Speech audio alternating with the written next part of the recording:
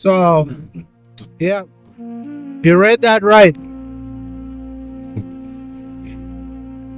Most of the time, a lot of the time, I feel suicidal. Yeah, I feel overwhelmed. And there's a reason why I don't like to talk about these kind of things publicly. Because one thing is looking for sympathy. The other thing is validating people's excuses. So, am I depressed? Well, let's look at it. See, I see like a big distinction between what people normally refer to as depression and what I'm going through. Because obviously, both of them are because of our own expectations, my own expectations. The distinction is that I know it's because of my expectations. I know that is my responsibility. And I have the tools. I know how to get out of it. Or like I know what I need to do not to feel overwhelmed. So then, if I know and I'm choosing the comfort over what is necessary, what is needed, is it depression? It's not that I don't know what to do. It's like I know exactly what to do. See, a lot of people are not honest when they're going through such things. They will blame so many things, come up with so many excuses. This, that, not realizing that all of those things are expectations that they have taken, either by picking them up from society or comparing themselves to something or setting some kind of measure that they want to get to. So that's why I feel so funny about the word depression or whatever. Because if you know and you're honest with yourself, is it still depression? See, the thing is, a lot of people have gone through this thing where, like for example, somebody like Alan Watts or Carl Jung, and they had a lot of spiritual, psychological knowledge, but they're still stuck in their psychology. They don't know anything beyond their psychology. But I have experienced something more. I have experienced the possibility. I have experienced the potential. I've gone through periods of, let me say, ecstasy, of elation, where like everything seemed to happen so easily. just because of how I was. I was not in my mind. I was not caught up in my expectations. So, this is the thing. If I talk about it, if I tell people, oh, this is the issue, that's the issue, it's giving people excuses. That's why I don't like to talk about it.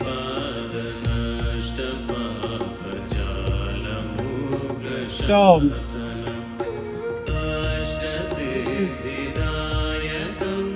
sometimes why people will think like spirituality is hard.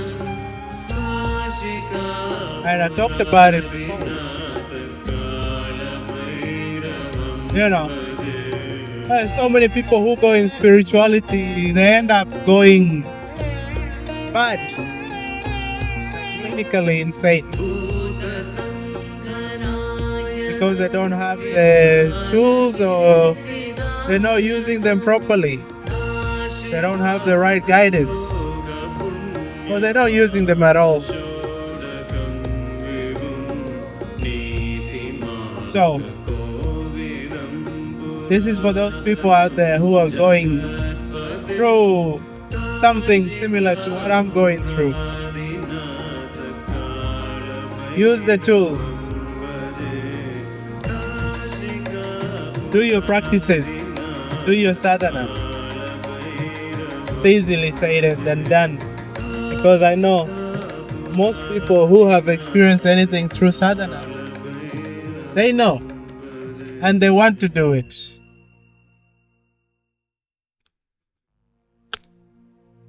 And I can just say, just do it. Then, what is it really saying? Because it's not something they don't know. It's not that I'm scared of doing the practices. I've done it before. It's just being caught up in the comfort. You know, procrastination and all that. So I know the consequences. I know they're happening. And the biggest issue is that you get to a point where you're comfortable with the consequences. But sooner or later,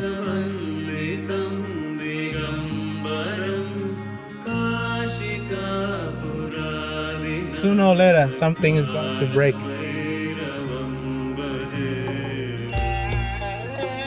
Yeah. Something is bound to break. So, either our resistance breaks,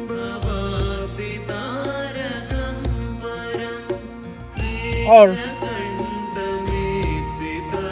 we lose it. Now I see it. So, that's where I'm is. Darkness. I've gone through this before. I've embraced my darkness before. What's the worst that can happen, really? When you think about it, it's all in the mind, like nothing is really happening.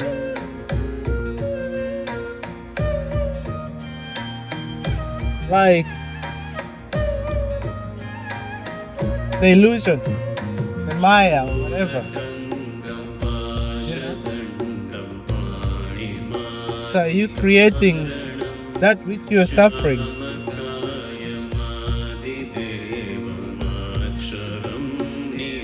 Being overwhelmed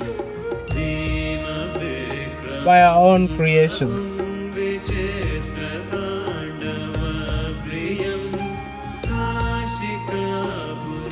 Fighting the mind with the mind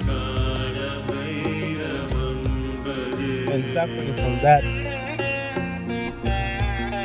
Well, let me explain what I mean. I'm suicidal. How it happens. Does that mean I'm going to off myself? I mean, I can never say never, but the chances of it happening are like very slim, like 1% probably. I don't know, just technically speaking. I haven't done the research because I'm talking about myself. There's just so many supports available to me for me to ever get to that point of losing my mind, to the point I feel like there's nothing to live for. But what is this feeling coming? The feeling comes intellectually, psychologically, because we feel like we know everything.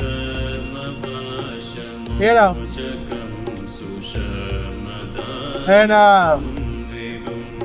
still not being able to manage it. Intellectually, we're trying to manage it. Mentally, we're trying to manage it. That's why it becomes overwhelming. It's like trying to manage the mind with the mind. You're dividing yourself. And the comparison comes. This is where the expectations come. Where the feeling of I'm not as good as other people, or as good as I think I should be. Especially when there's that potential. So the responsibility is the main reason why it's such a low possibility that it will happen. Because deep down, being honest is where the feeling comes. Because I know I don't know anything. And intellectually, that can be overwhelming. Because you want to feel like you're intelligent. And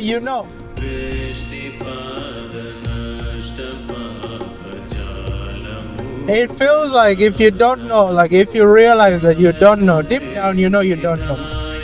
You have so much information, but you really don't know. Like, what is this about? What is this life about? And intellectually, you can try and justify it and convince yourself. But intellectually, it's very hard because the mind itself is a projection.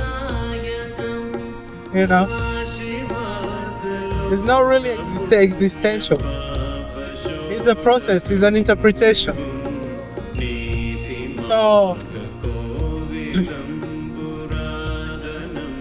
the reality itself, in reality, we don't know. That's the biggest thing for anybody to admit.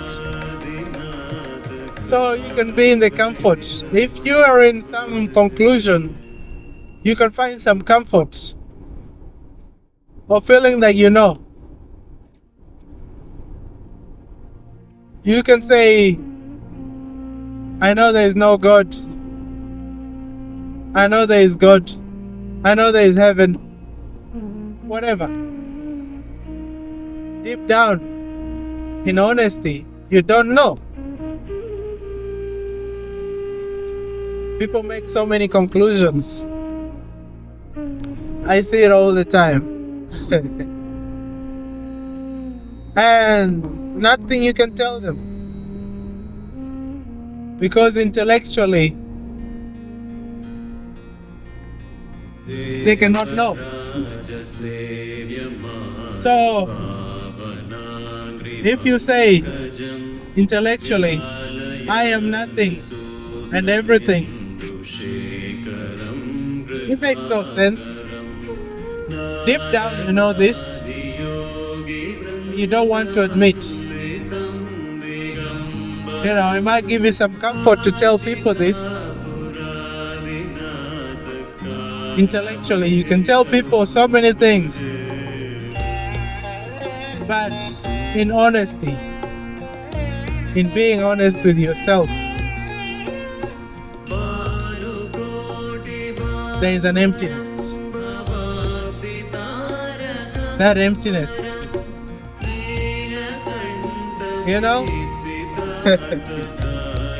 it can be depressing if it's intellectual. But if it's experiential, if it's in awareness, in realization, if you raise your energy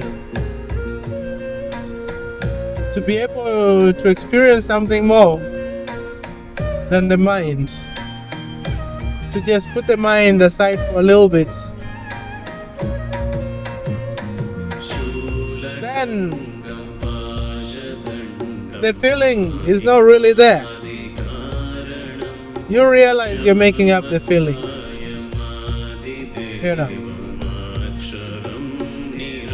But intellectually, if you don't do the practices, if you don't pay attention to your thoughts, and that's another thing. Thinking about thinking is also another trap. So really, it's only about cultivating your attention, becoming more aware of your experience, being in silence, being in stillness, being in this way, and this the only way.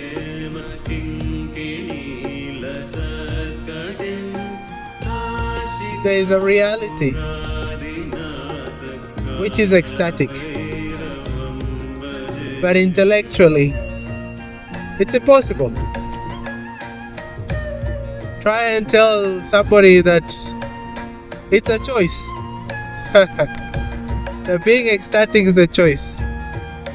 Being depressed is a choice. It doesn't quite register. Unless it's in your experience, doesn't really mean anything. So, I'm suicidal, but in a good way. To know that I don't know. I really don't know. So, what makes someone feel suicidal? Mostly feeling like life is not enough according to their expectations. Social situations are not happening the way they want them to happen. Essentially a mask for not feeling like they are enough, that they can do what they want to do in this life. They cannot go on for whatever reason. So what's my situation? Is that most people have put things as priorities, as important. So money, family, relationships. If you put expectations on those and it's not working out the way you want them to work, you can start feeling like it's not enough. What's the perspective that's missing though? Because in a logical sense, this is the way it looks. The perspective is to work on being. The relationship of life is that the way you are the more you can do and the more you can have. If you want to have something, first you should be in the best way to be able to do something in order to get whatever it is you want. But a lot of the time, we focus so much on the having. We might not be in the best way to do something, and we feel down on ourselves, or we put pressure on ourselves. We feel guilt that we are not where we are to be able to do something. And if you don't have the tools, it's okay. But when you have the tools and you're not using them, it can be even more overwhelming. So that's why sometimes people feel like spirituality is overwhelming. Because a lot of people have grown up in a society of guilt, So they dwell on the guilt and not so much on the possibility. So if you're not having what you feel like you should be having, feeling bad about it is not going to change the situation. The only thing is what needs to be done and how do you need to be to get those things done. But, comfort gets in the way. So, the last time I felt like really what you call depressed is it's the same, insecurities, What if I don't have a job? What if I don't have the money? What if I'm not with this person, or that person is not in my life the way I want them to be? And yeah, it is daunting, like when you don't have a good understanding of your own nature, an experience beyond the mental structure, which is mostly about survival. And in that sense is like nowadays when survival is so well organized, comparison becomes more about the social expectations, trying to live like somebody else, or ideally, an idea, according to an idea. So when that doesn't happen, there is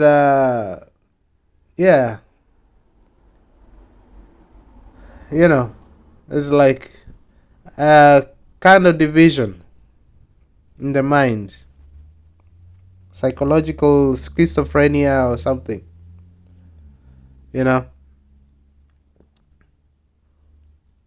dividing into two, the one who's in the reality and the one who is in the idealism. So yeah, ideally you want to be there, but you're here. Then you feel like you're not enough mentally. So that's where people get stuck. Yeah, I know. It's like that. So how do I come out of it? Introspective, yes. But a lot of the time what is needed is just attention. Paying attention to whatever aspect of life you need to pay attention to. Then the solution is always there. There's spiritual tools which are helpful, meditations, yoga, you know. But even just paying attention, it can bring a lot of clarity, you know, to see that this is the way things are. And no matter how bad you feel about it, it's not going to change unless you do something. And, you know, you might not be able to do something unless you make yourself in a certain way, you know. Responsibility. That is it.